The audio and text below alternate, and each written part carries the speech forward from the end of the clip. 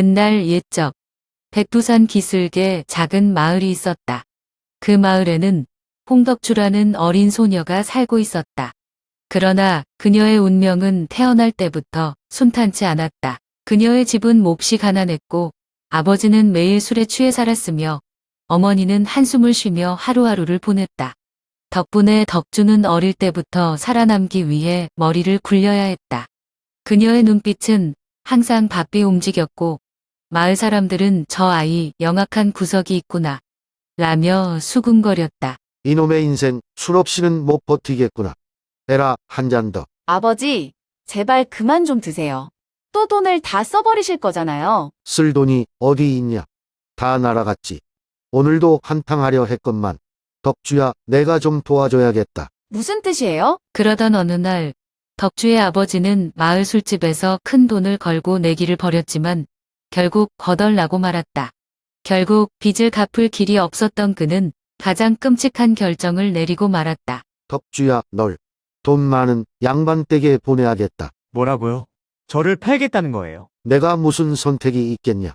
너라도 가서 잘 살면 다행 아니냐. 덕주는 믿을 수 없었다. 하지만 어린 그녀에게는 선택권이 없었다. 나는 이렇게 당하고만 있지 않을 거예요. 그날 이후 덕주는 양반 가문의 노비가 되어버렸다. 자유롭게 뛰어놀던 시절은 한순간에 끝나버렸고 이제 그녀는 주인의 명령을 받아야만 하는 신세가 되었다. 마치 새장 속에 갇힌 작은 새와도 같았다. 노비 생활이 힘들다는 것은 말할 것도 없었다. 해가 뜨기도 전에 일어나 하루 종일 일해야 했고 밤이 되면 기진맥진에 쓰러지기 일쑤였다. 주인에게 욕을 듣고 매를 맞고 끝없는 심부름을 하며 하루를 버텼다. 하지만 홍덕주는 쉽게 무너지지 않았다. 이대로 당하고만 있진 않을 거야. 내 머리를 써야 해? 그녀의 주인은 조만복이라는 부유한 관료였다. 그는 돈은 많았지만 머리는 비었고 미신에 푹 빠져 있었다.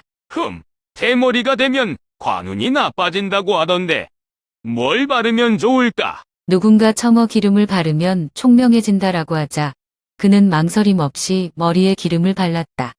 또 누군가 아침마다 한강 물을 마시면 장수한다고 하자 그는 매일 새벽마다 하인을 시켜 강물을 길어오게 했다.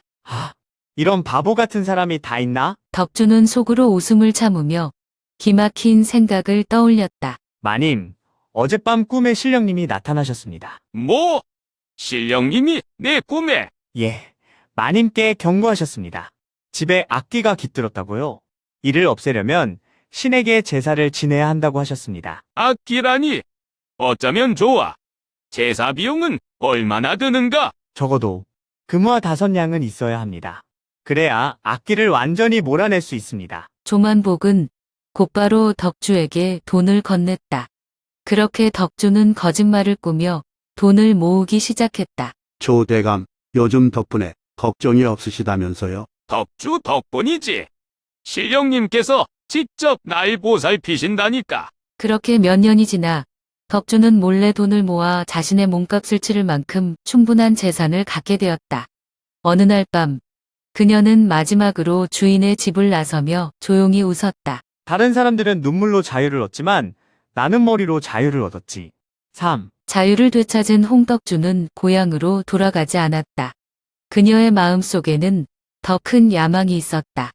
이제는 자신만의 터전을 만들고 원하는 삶을 살아갈 차례였다. 그녀는 그동안 모은 돈을 들고 한양으로 향했다. 복잡한 길거리에는 수많은 사람들이 오가고 거리 곳곳에서 장사하는 상인들의 목소리가 울려 퍼졌다. 이곳이 바로 기회의 땅이야. 내가 원하는 것을 이룰 수 있는 곳. 홍덕주는 한양에서 가장 붐비는 거리에 작은 주막을 열었다. 간판에는 큼지막한 글씨로 복록주막이라고 적혀 있었다. 복록주막이라. 이름이 참 좋네. 술만 마시는 곳이 아니라 복과 녹까지 누릴 수 있다는 뜻인가? 그러나 홍덕주의 주막은 단순한 술집이 아니었다. 그녀는 남다른 장사를 시작했다.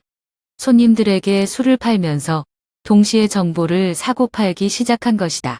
저작거리의 양반들은 술잔을 기울이며 정치 이야기를 나누었고 마을 부인들은 소문을 퍼뜨리며 수다를 떨었다. 이봐, 들었나? 요즘 조정에서 세금 문제로 시끄럽다더군. 대감들끼리 몰래 논의 중이라던데 조만복날이 혹시 아는 거 없소? 그야 내 위치에서 보면 다 보이지. 하지만 함부로 말할 수 없는 일이지. 거짓말이네. 저 양반이 뭘 알겠어? 하지만 저런 허세를 부리는 사람이 많을수록 내 주막은 더 잘 될 거야. 그렇게 시간이 흐르면서 복록주막은 단순한 술집이 아니라 한양에서 가장 중요한 정보 교환소가 되었다. 손님들이 몰려들었고 그녀의 돈주머니는 점점 두둑해졌다. 오늘 저녁은 복록 주막에서 한잔 해야겠어. 요즘 그곳에서 나온 소문이 가장 빠르고 정확하다고 하더군. 홍덕주는 점점 더 많은 술과 음식을 준비했고 가게를 넓히기 위해 옆 가게까지 사들였다. 그녀는 이제 단순한 주막 주인이 아니라 한양에서 가장 영향력 있는 사람 중 하나가 되어가고 있었다. 이제야 내가 꿈꾸던 삶을 살게 됐어. 그러던 어느 날 오래전에 그녀를 노비로 부렸던 조만복 이 주막에 들어왔다. 이야, 여기 소문이 자자하던데. 어머, 조 대감이시군요. 오랜만입니다. 이곳에 오시다니 참 영광이네요. 너 덕주냐? 아니, 내가 어떻게 이런 주막을. 대감님 덕분이죠. 덕분에 세상 돌아가는 법을 잘 배웠거든요. 사람 인생이란 알 수 없는 법이지. 그때는 내가 이렇게 될 줄 누가 알았겠나? 과거의 주인은 이제 손님이 되었고 과거의 노비는 이제 주인이 되었다.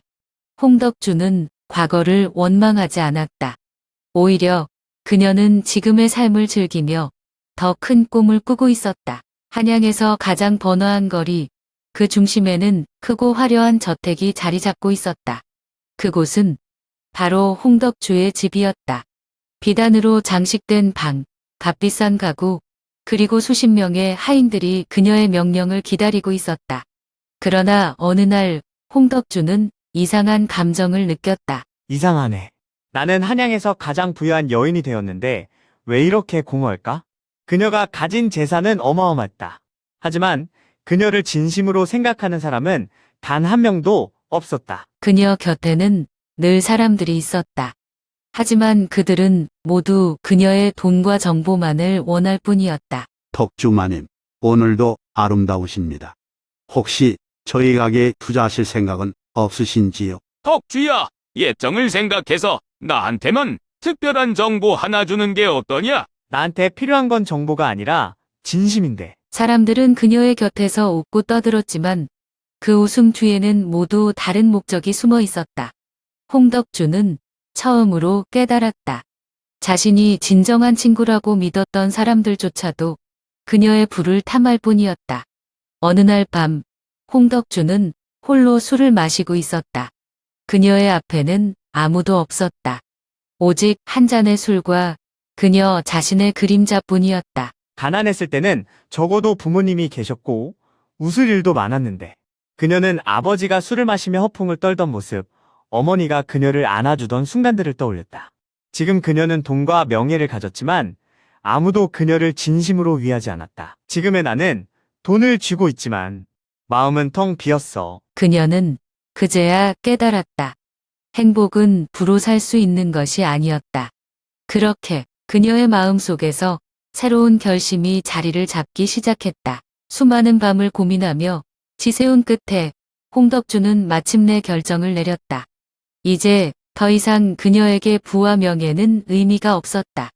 그녀가 진정으로 원하는 것은 단순한 삶, 그리고 진심으로 함께할 수 있는 사람들이었다. 그래서 그녀는 모든 재산을 정리하고 한양을 떠나 고향으로 돌아가기로 했다. 돈이 많아도 마음이 비어 있다면 무슨 소용이 있지? 이제는 나를 위한 삶을 살아야겠어. 한양을 떠나는 날, 그녀는 화려했던 집을 마지막으로 돌아보았다. 그러나 그녀의 마음은 후련했다. 그녀는 고향으로 돌아가 조용한 강가에 작은 주막을 세웠다. 그곳은 더 이상 권력자들이 모여드는 곳이 아니었다. 대신 마을 사람들과 나그네들이 따뜻한 술 한 잔을 기울이며 쉬어갈 수 있는 공간이 되었다. 덕주가 다시 마을로 돌아왔다고. 그리고 주막을 열었다고. 우리 딸이 이렇게 잘 살아 돌아올 줄이야. 강가에 자리 잡은 그녀의 주막에는 늘 사람들의 웃음소리가 가득했다. 술잔을 부딪히며 하루의 피로를 풀고 마음속 고민을 나누는 곳이었다. 여기서는 누구든 환영이야. 돈이 없어도 괜찮아. 따뜻한 술 한 잔이면 충분하니까. 그녀는 더 이상 명성을 좇지 않았다. 이제 그녀에게 중요한 것은 함께하는 사람들이었고 매일을 소중히 살아가는 것이었다. 진정한 행복. 그렇게 시간이 흘러 사람들은 더 이상 그녀를 야망 가득한 여자라고 부르지 않았다. 그 대신 사람들은 그녀를 마음 따뜻한 주모로 기억했다. 누군가 주막을 지나갈 때마다 들려오는 것은 권력자들의 음모가 아닌 삶을 즐기는 한 여인의 웃음소리였다. 덕주 주모의 웃음소리는 언제 들어도 기분이 좋다니까. 그래? 그렇다면 술 한 잔 더 줘야겠네. 그녀는 더 이상 노비도 한양의 야망가도 아니었다. 그녀는 이제 진정으로 행복한 한 사람이었다. 이렇게 해서 알에서 깨어난 순간부터 고난을 겪었던 여자. 어릴 때부터 영리했던 여자. 한양에서 성공했으나 외로웠던 여자. 홍덕주는 마침내 자신만의 평온을 찾았다. 그녀의 인생은 결코 평탄하지 않았지만 그 끝에는 따뜻한 행복이 기다리고 있었다.